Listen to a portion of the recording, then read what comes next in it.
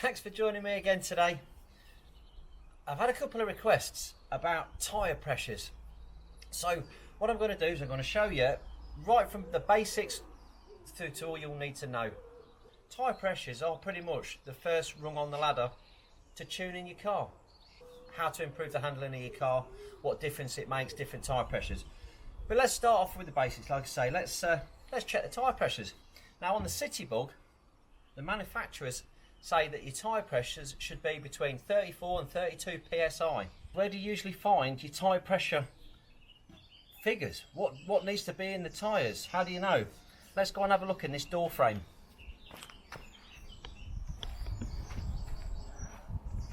So if we come around here and open the door up and then have a look down here, we get there's figures on the door for the tyre pressures, and it's telling us front, rear, which is pretty harsh. It's pretty high. It's a good pressure. First of all, we've got to talk about the tyre valves. Now on these little City Bugs, we've got a beautiful little standard valve, rubber housing with a cap on the top. So we're literally going to unscrew the cap, pop it off. Now if you're down the garage, the chances are you're going to see something along the lines of this. These usually attached to a machine nowadays where you put your pound in. It's a funny looking thing, but all we're going to do is just push this straight onto the top of the valve, and that now is telling us on the gauge what the pressure is. That is it. It's literally just a push on.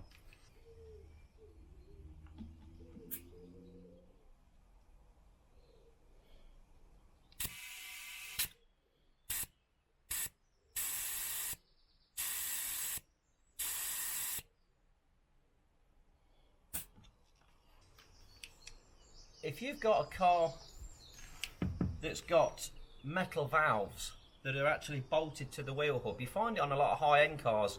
Some of the stuff with TPS monitoring on it, tyre pressure monitoring, you've got to be really careful because they are so easy to snap off. I can't tell you, I mean, I've seen where people have put one of these. I mean, the leverage you've got in the end of that is quite a lot onto a tiny little valve, and if you push it onto one of those hard ones and then move it sideways, you'll snap the end off it. So be really careful. On the City Bugs, we don't got to worry about that. These are great. These have got rubber valves on them. You can do what you like. So anyway, grab your tyre pressure gauge, stick it on the top, push it in, and have a look on the gauge what it says. This one, 26 psi. To pump up, all we're going to do is press all the way down.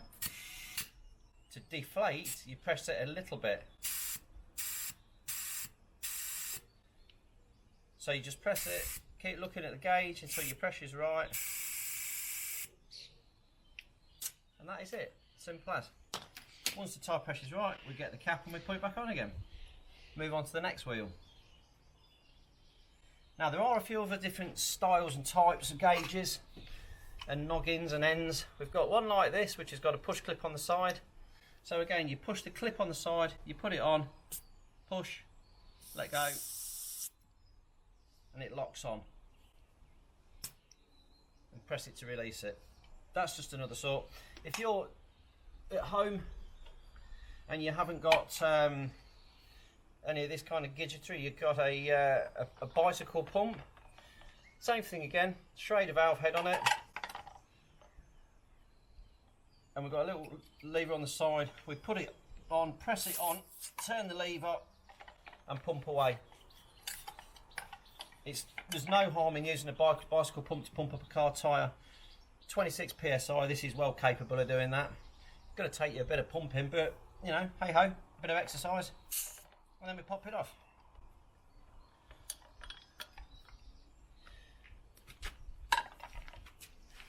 So the other thing you've got is just a standard tyre pressure gauge. You can pick something up like this. I'll drop some links in the description, so all the stuff that we're using in the video. And this one's a really kind of nice display. You can see what's going on. It's really accurate, so you can just pop that on and you get a really good view there of what's going on in your tyre. It's really quick and easy. So sometimes worth keeping one of these, especially if you want to mess about with tyre pressures. If you want to tweak them and change them, then a nice visual gauge like that is great. Now we've always got the electric pumps, and you can, again, I've put some links in the description for what you get. And this one here is, well, this is kind of the Rolls Royce of electric pumps. I'll show you what we get in here. This is the Power Hand. It's a Big Daddy. There's loads of makes doing very similar stuff. I'll find a link and I'll put it in the description. Clipping it onto your battery terminals of your car, and this is what you get. It's quite a big unit. You just pop the bonnet up normally and connect it to that. But if I clip this onto here, and then we've got a little on-off switch on the back, away you go. Got a gauge on the front there, and it soon pumps up tyres. It does it pretty quick. If you want to drop the pressure, you just drop, like I say, press that down a bit. That's it, 26. That's good for me. Another cracking bit of kit is this tyre repair gun. Now I'll show you this. I've got a full video on it, but I'll just give you a quick look at it just to show you. You can always check the video out. I'll put a link in the description once more. This is great if you've got a nail in your tyre and you need to get it repaired quick. These are fantastic. You've got these little rubber bungs that go through the gun, which compresses them, pushes the mushroom through the tyre to the inside. You trim them back and then pump it up. Job's a good one. But if you ever get stuck and you need to get back on the road, if you haven't got a spare in your car, some cars don't have spares, this is a banging bit of kit. Like I say, I'll put the link in, you can actually see it in action.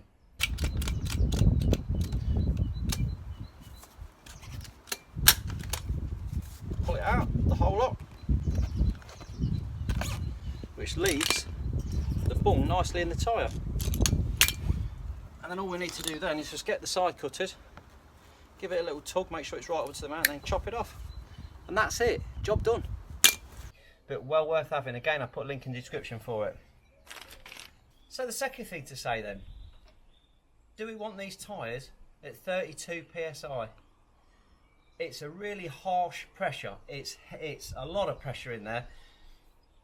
Manufacturers, they come up with these figures and numbers. They do loads of testing, but it's not the same for everybody. We're all different. We all do different journeys. They have to put out a figure that's for everybody, because that's what they have to do. But they get to that figure by, well, compromise. They're always compromising on information. So it's miles per gallon versus grip versus comfort. So they put all of those things into a pot and then they come out with a figure. But if we're not interested so much in miles per gallon, say, if we want our car to be more comfortable, then we're going to lower this tyre pressure, because it makes a big difference to your miles per gallon if these are rock hard. If these tyres are really hard, it makes the circumference of the tyre bigger, harder, the footprint less friction on the road, better rolling speed, less power to move the car, gives you better fuel economy. But like I say, if we're not so fussed about that and we want it to be a nicer ride, we drop this pressure down, make the tyres softer, gives you more grip, but it makes it harder to push, it makes it harder to roll. It's like riding a push bike with a flat tyre. You've got to pedal so much more to get motoring along. But we want it to handle better, we want it to be more comfortable. Miles per gallon, I don't mind shaving a mile. I don't know, I'm getting 50 miles a gallon instead of 52, but I've got a really comfortable ride. That's what we're talking about. So, like Charlene Poole commented on one of my videos and was saying that her Ago was this rock solid ride, really uncomfortable. What can I do? And it's simple, you just drop them tyre pressures down. 32 psi, reduce them down to 25. the car is a different car completely. The ride is completely different. It's a much smoother, softer ride. Handles really nicely, but you're going to just lose a few miles on your tank of fuel. Hey ho, don't really worry about that, do we? So how important are tyre pressures? For me, this is quite an important one because I don't know anybody that checks their tyre pressures once a week like the manufacturers say you should. Is it that important? If you're just driving normally round town, backwards and forwards to work, and you look at your tyre and it's round and you give it a kick, I think that sort of surpasses. I don't think you need to go into the pressing the gauge on there, taking your tyre pressures. As long as the tyre's round and it's not flat, you're going to be okay. Cars drive pretty well on low tyres. It doesn't mess them up too much. But if you're going on a long journey, if you're hitting the motorway, if you're whizzing down country lanes, then you've got to be a bit wary, haven't you? You've got to look after yourself. You've got to look after your tyres and your wheels. Like I was saying about fuel economy, if you're going on a good run at the motorway, if you're going to do a 100-mile trip, if you pop another couple of PSI in your tyres, if you take these up to 30, 32, you could even go up as far as 40. Your ride's going to be pretty hard, but you will save yourself a few quid in miles per gallon. The car will roll a lot better. This is amplified if you take one of these to Santa Pod. If you go down the drag strip, if you whack 60 PSI into your tyres, straight down the strip, you will shave half a second off your time. That's how good it is. But if you try to go around a corner with these at 60 PSI, you'll be in a ditch. Like I say, it's all about compromises. Handling, PSI, tyre pressures, handling. What difference does it make to the car? You can have some real fun with this. It makes a lot of difference. You can make your car handle differently by popping different tyre pressures in. Now I've got my little Subaru here just as a guide to give you an idea. So we're talking about oversteer and understeer. You can make a big difference with tyre pressures. Like I said at the beginning, tyre pressures are the first rung on the ladder to tuning a car. Handling wise, you can make all sorts of tweaks and changes to it. You can make the front end behave differently to the back end by changing tyre pressures front to rear. So manufacturers love to give these cars understeer. Front wheel drive, understeer is when you're driving down the road, you turn the wheels and the car goes in a straight line. You're skidding in a straight line. That is the most controllable way of a skid. If you get oversteer, so you're whizzing down the road, you turn the steering, the back end flips out and you're giving it some of this, nice bit of drifting. We love a bit of drifting. But unless you're a driver and you know what you're doing, if you get oversteer, they can be quite hard to control.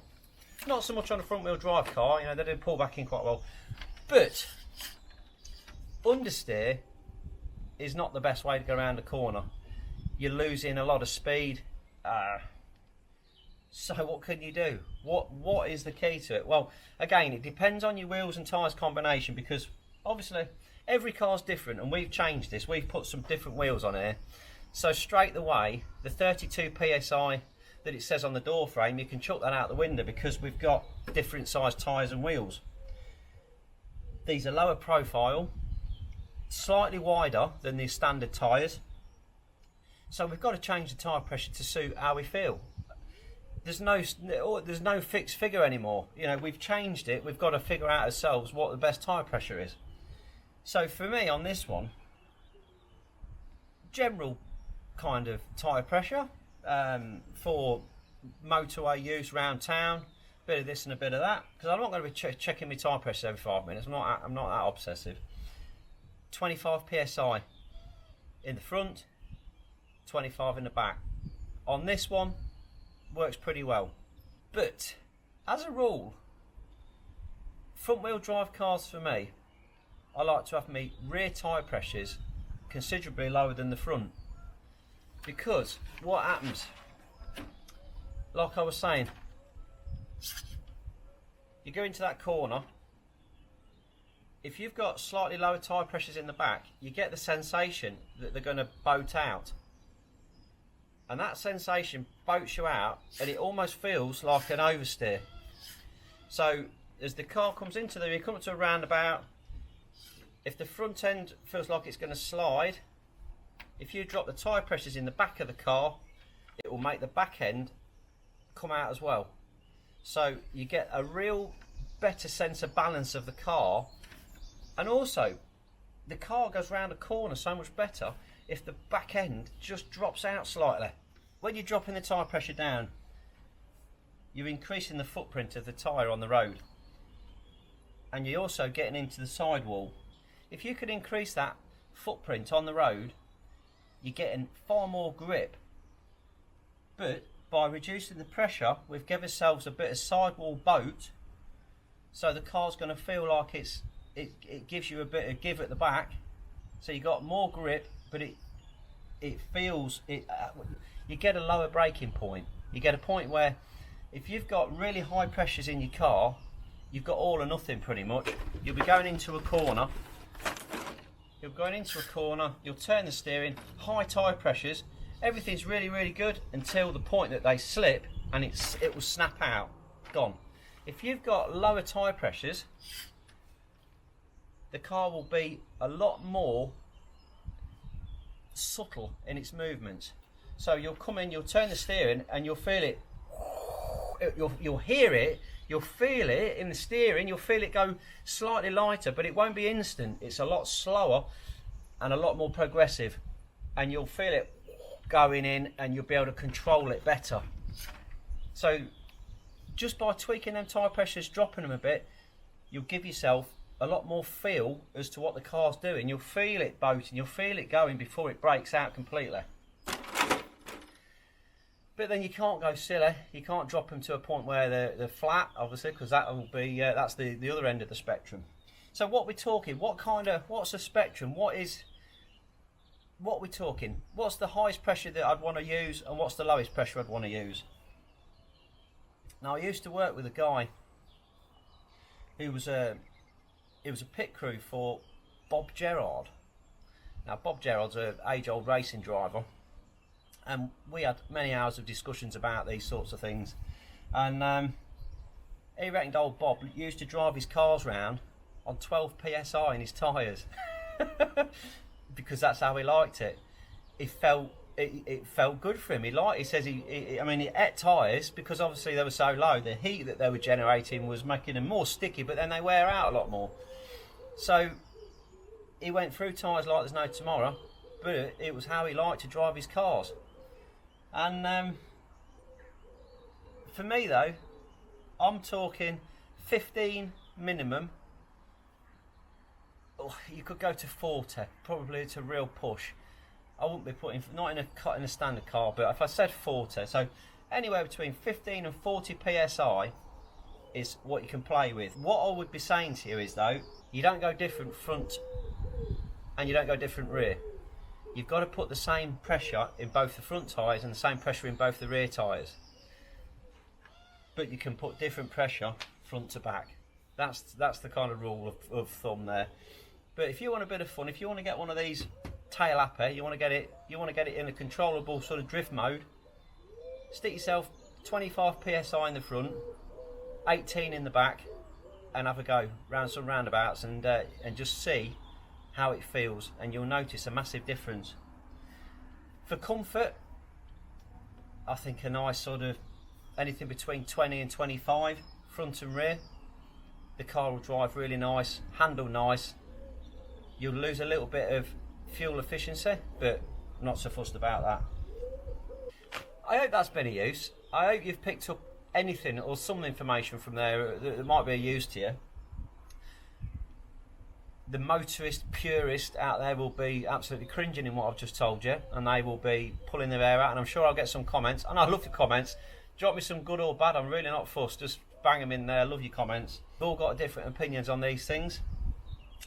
So, what is a tyre valve? this is your Schrader valve. This is what's generally fitted through most wheels. This is pushed through from the inside. There's your little valve cap there. So we whiz that off. And inside here is the gubbins to what the actual valve is. Now, you've got a little tool here. You can pop it in and crack it off and unscrew the inside, and I'll show you the actual Schrader valve itself. There it is in all its glory. So now that's just a hole straight through there with a thread on the inside of it. These can get a little bit of debris, a little bit of dust on here sometimes, which can cause them to leak. So if your valve is hissing, just get one of these little tools, pennies, they really are cheap, and you can either remove the centre or just tighten it up a little bit. You just nip that up like that, and then we're away. If you want to let a tyre down, you can just press the centre pin there, and it will go pss, pss, pss as you press it. So that is basically your Schrader valve. It's a really simple, super reliable bit of kit.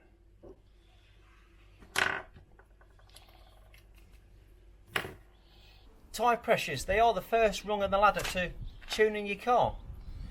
And if you've ever played Gran Turismo, I may still love it, what a great game. And you could alter the settings of the cars and make them behave differently and handle differently.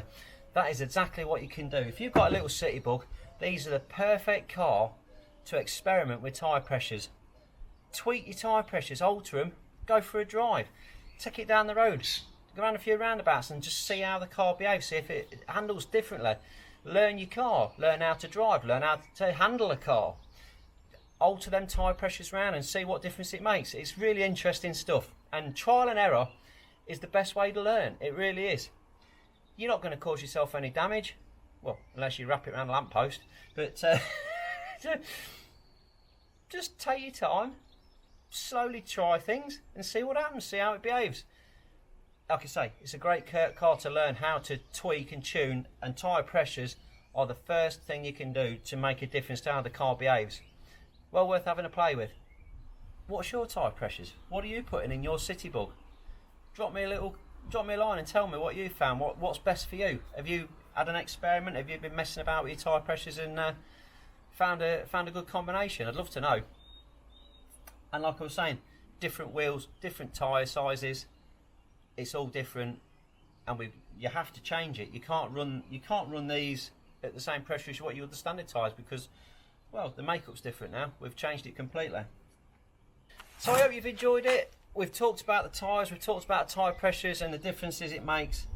I've dropped links in the description for the electric pumps. I've got some really good electric pumps in there to show you that you can look at, and the links to buy them. We'll put the links in for the tyre plugger as well, if you're interested in one of them.